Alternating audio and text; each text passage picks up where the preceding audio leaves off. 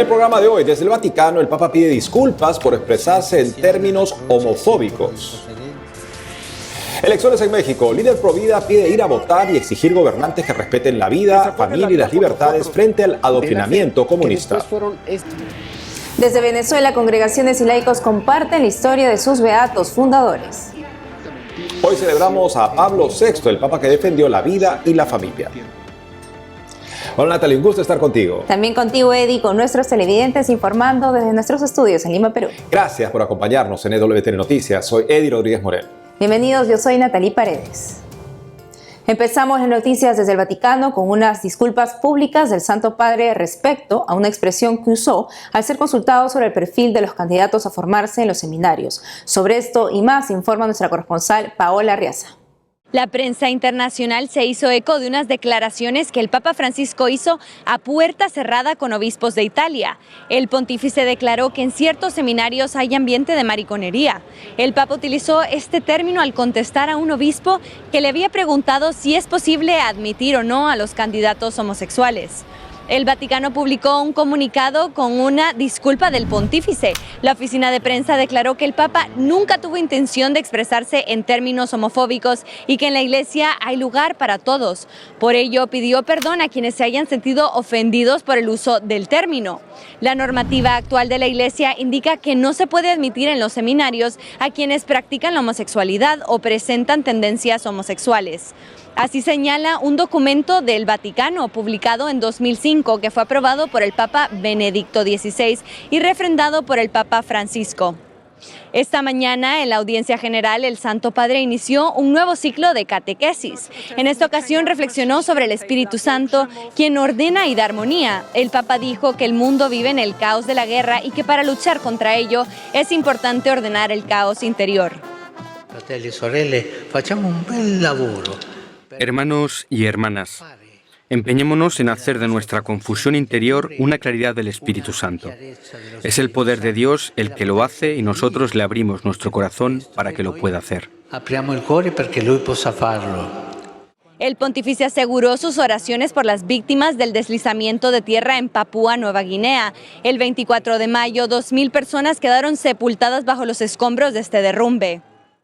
El Señor conforte a los familiares, a los papúes que han perdido su casa, a quienes Dios mediante encontrará en septiembre. Al final de su audiencia general, el Papa Francisco suele pedir a los fieles que recen por la paz. Esta vez el pontífice improvisó unas palabras sobre el sufrimiento de los niños durante la guerra en Ucrania. L'altro giorno ho ricevuto bambini e bambine. El otro día recibí a un grupo de niños y niñas que sufrieron quemaduras, que perdieron sus piernas en la guerra. La guerra siempre es cruel. Estas niñas y niños tienen que empezar a caminar, a moverse con piernas artificiales. Han perdido la sonrisa. Devo incominciare a camminare. Con ello, el Papa se refería al encuentro que mantuvo antes de la inauguración de la Jornada Mundial de los Niños. El Santo Padre recibió a un grupo de pequeños provenientes de países en guerra que habían resultado gravemente heridos y reiteró su llamado por la paz. En Roma, Paola Arriaza, EWTN Noticias. En México, a puertas de las elecciones presidenciales del 2 de junio, los obispos piden que nadie se quede sin votar. En un videomensaje, el secretario general de la Conferencia del Episcopado, Monseñor Ramón Castro Castro, expresó que los partidos políticos, candidatos y ciudadanos deben rechazar las prácticas ilegales para no manchar el proceso y poner en riesgo los resultados. También pidió a los medios de comunicación informar con veracidad y ética. A propósito de las elecciones, la candidata del partido de gobierno, Claudia Sheinbaum, publicó un video en el que desmiente noticias en su contra que podrían afectar a la Iglesia de llegar a la presidencia. Escuchemos qué dijo.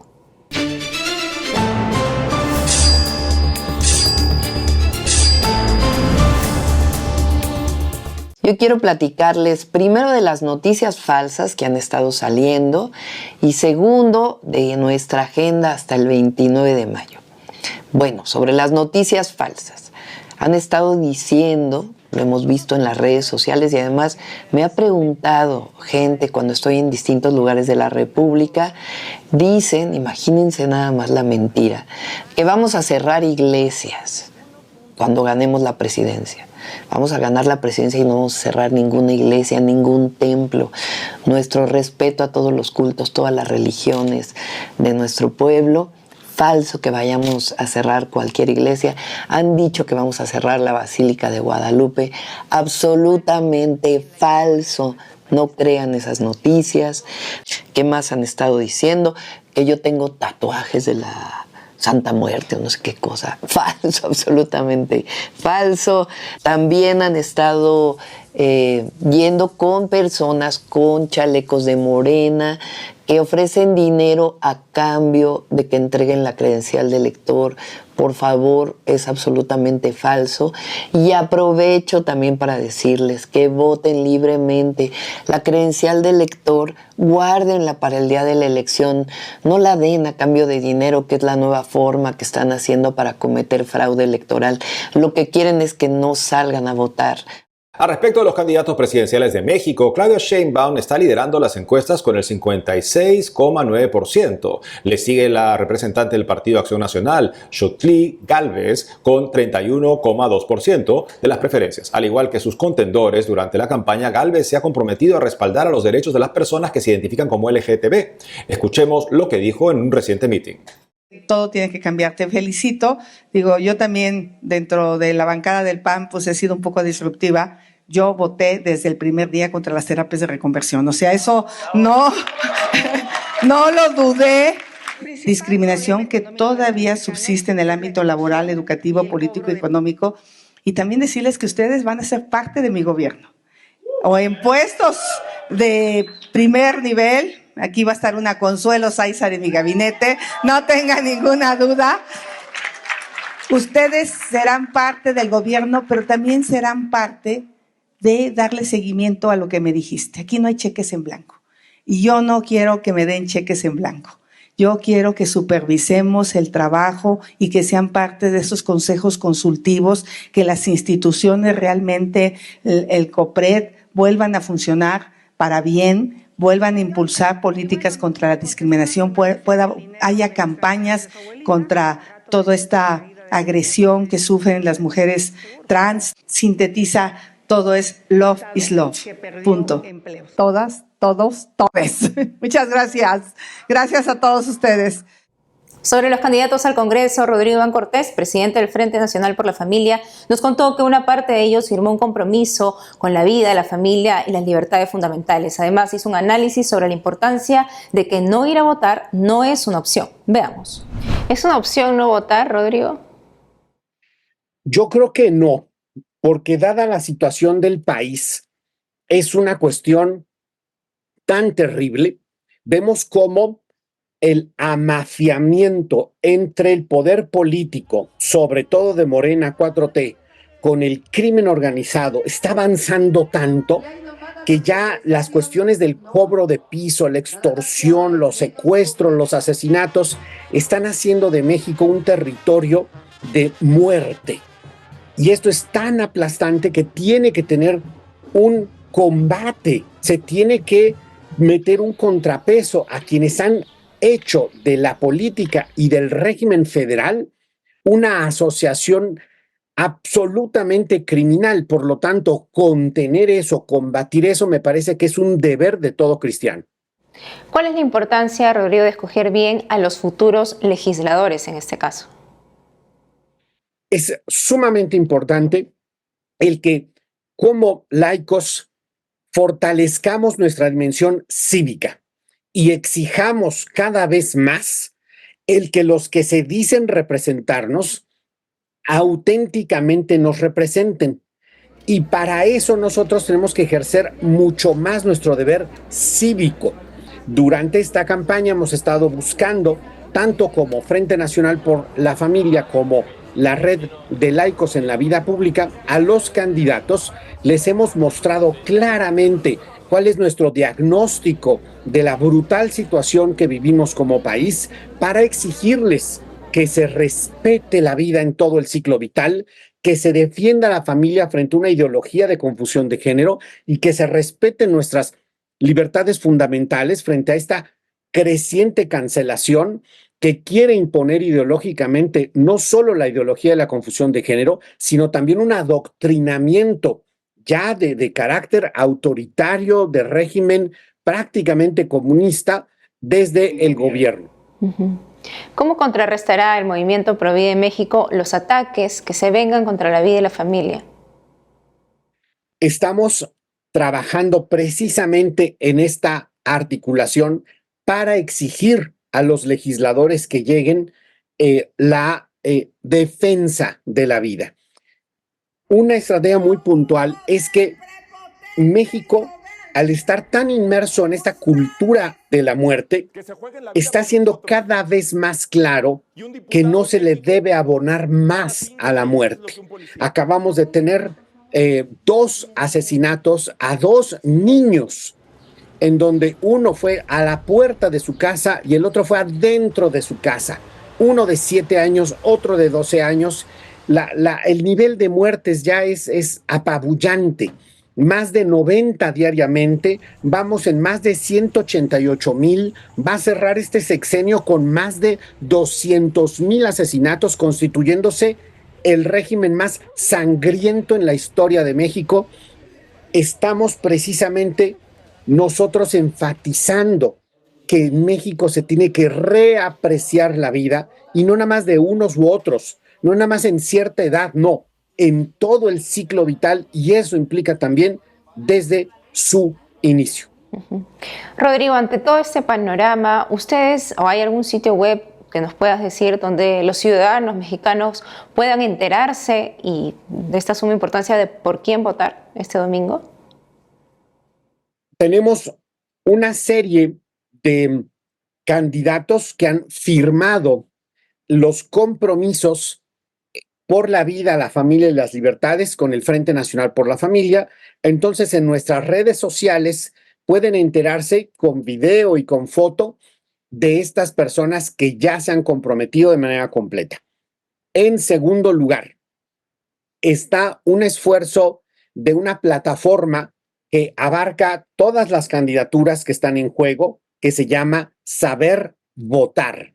Si cualquiera de los que nos escuchan se va a internet y pone Saber Votar, le va a desplegar, poniendo su sección electoral, todos los cargos que están en juego en donde vive, porque luego no sabemos exactamente qué está en juego. Bueno, tú pones tu sección electoral que está en tu credencial electoral y ahí te va a salir que si tienes elección municipal, estatal, federal, y te van a salir los nombres de los candidatos y te va a salir qué sostienen los candidatos en términos de vida, de familia, de libertades, de droga, de propiedad, etcétera.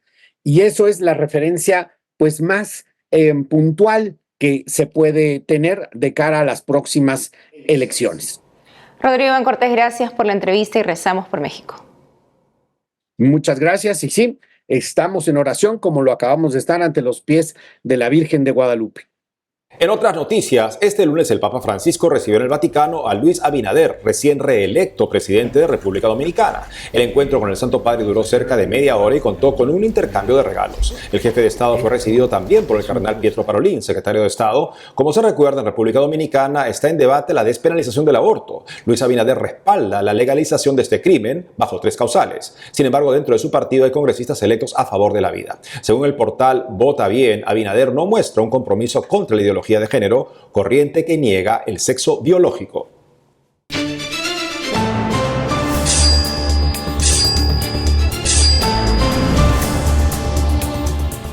Hacemos una pausa y al volver, desde Venezuela, congregaciones y laicos comparten la historia de sus beatos fundadores. Además, hoy celebramos a Pablo VI, el Papa que defendió la vida y la familia. Regresamos con más noticias con Enfoque Católico.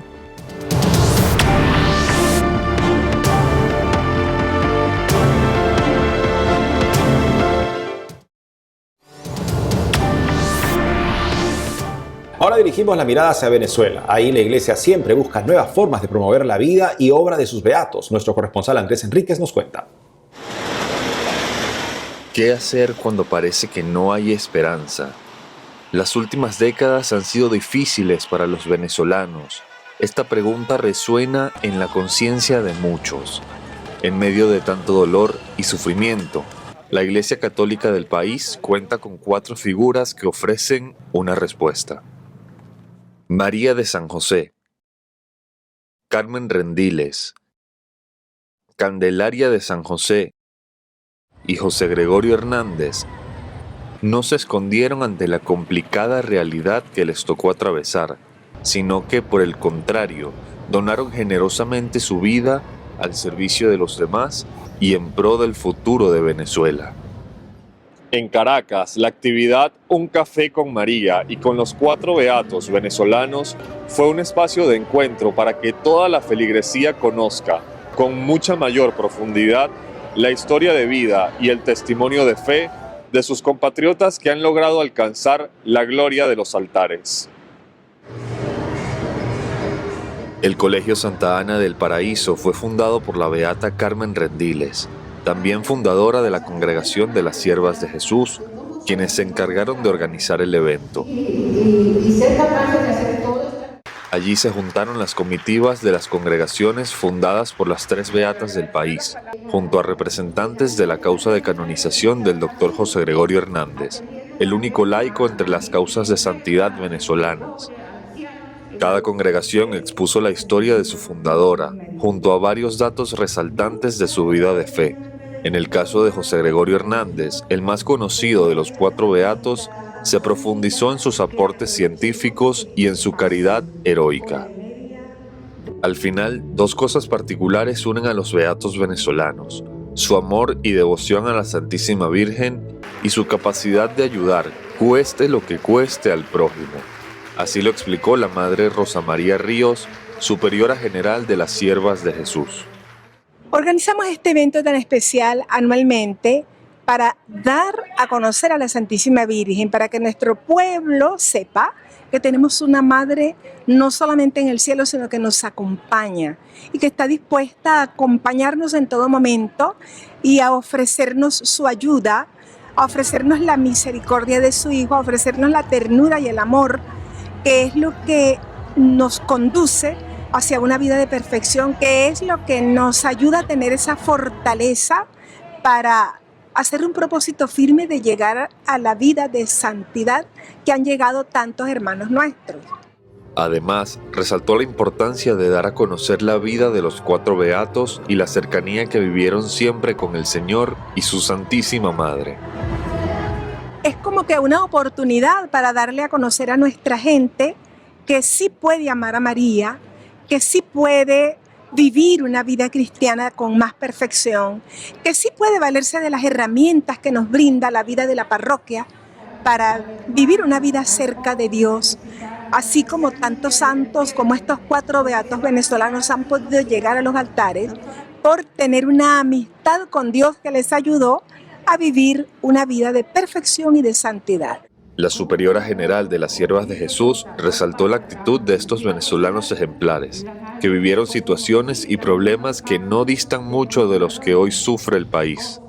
Ellos también se vieron en dificultades, también vivieron una vida muy dura, una época y un momento de Venezuela muy duro, y más que detenerse en el camino a sentir el peso de la cruz y lo que se les ofrecía como cruz, lo que hicieron fue meter el hombro a la cruz de cada venezolano y caminar con entereza y con elegancia, no cabizbajos por el peso de la cruz, sino erguidos con la confianza puesta en Dios, que es el único que de verdad nos puede abrir caminos y nos puede ayudar.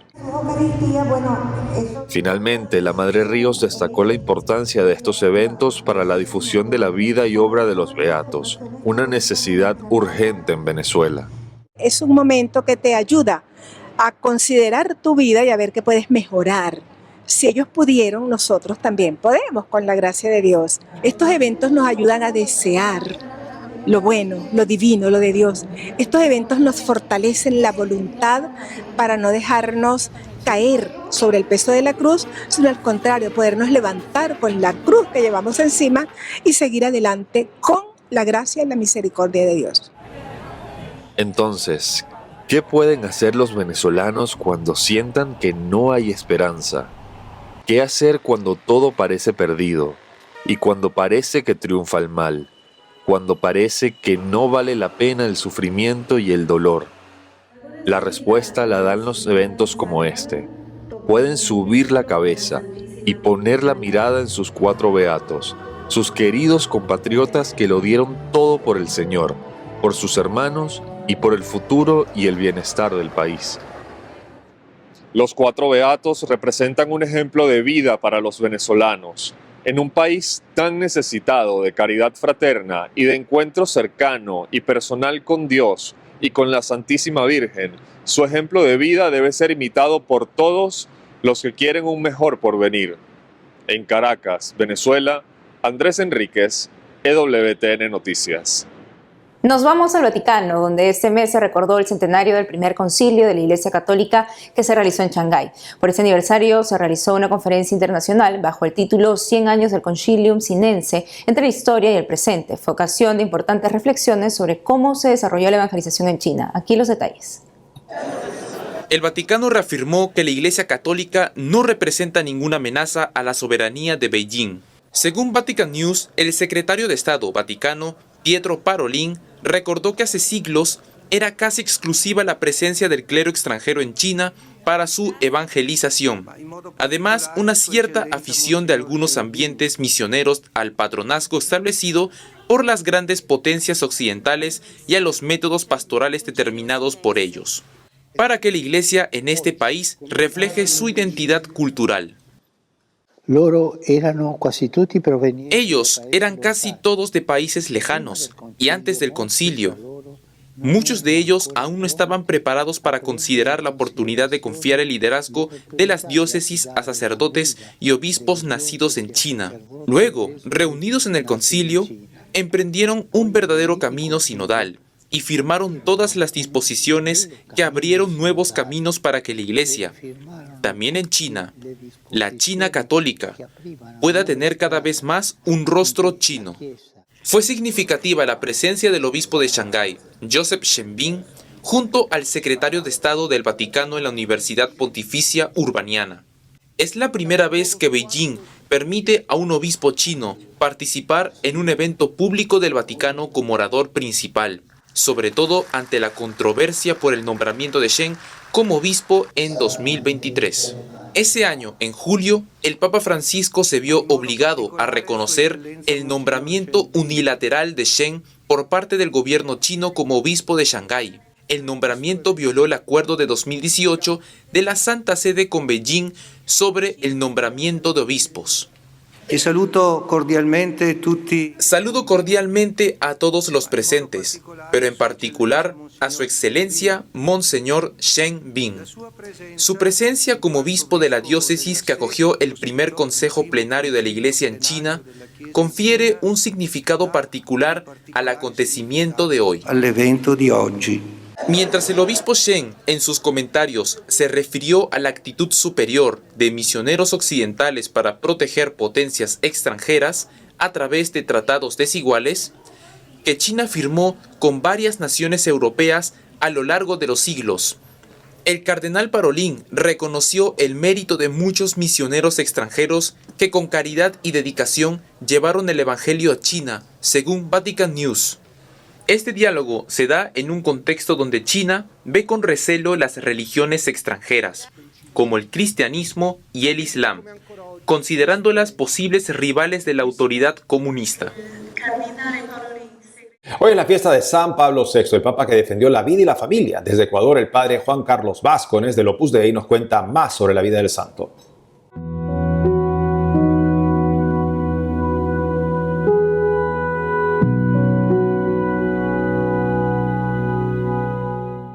Buenas de Dios. Recordamos hoy a Pablo VI, Papa. Giovanni Battista Montini nació en 1897 y morirá en 1978 en Castel Gandolfo.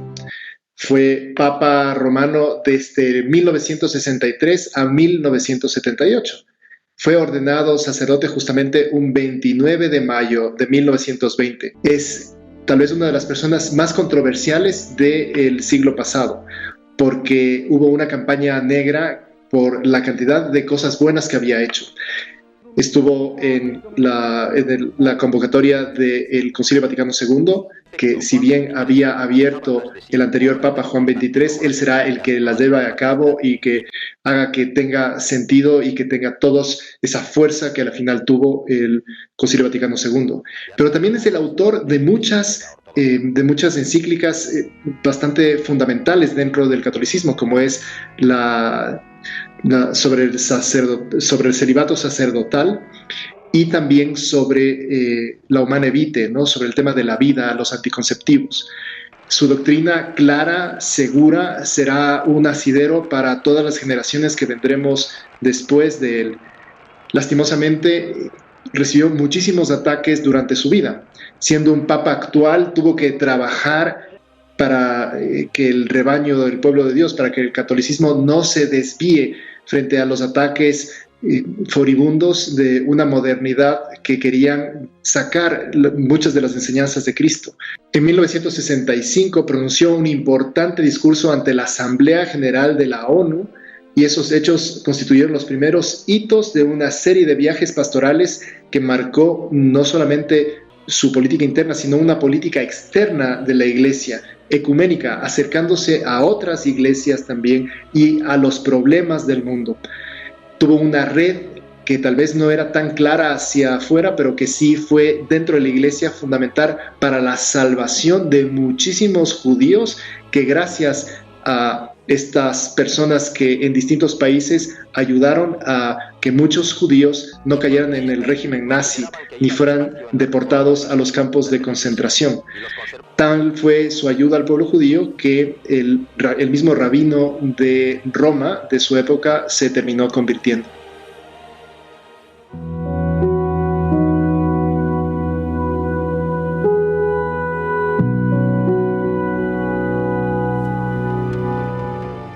Amigos, hemos llegado al final del programa. Ha sido un gusto estar con ustedes. No dejen de seguirnos en las redes sociales y también de lunes a viernes a las 12 del mediodía, hora de Miami, en Radio Católica Mundial. Es un programa Más que Noticias con un servidor. Hasta entonces.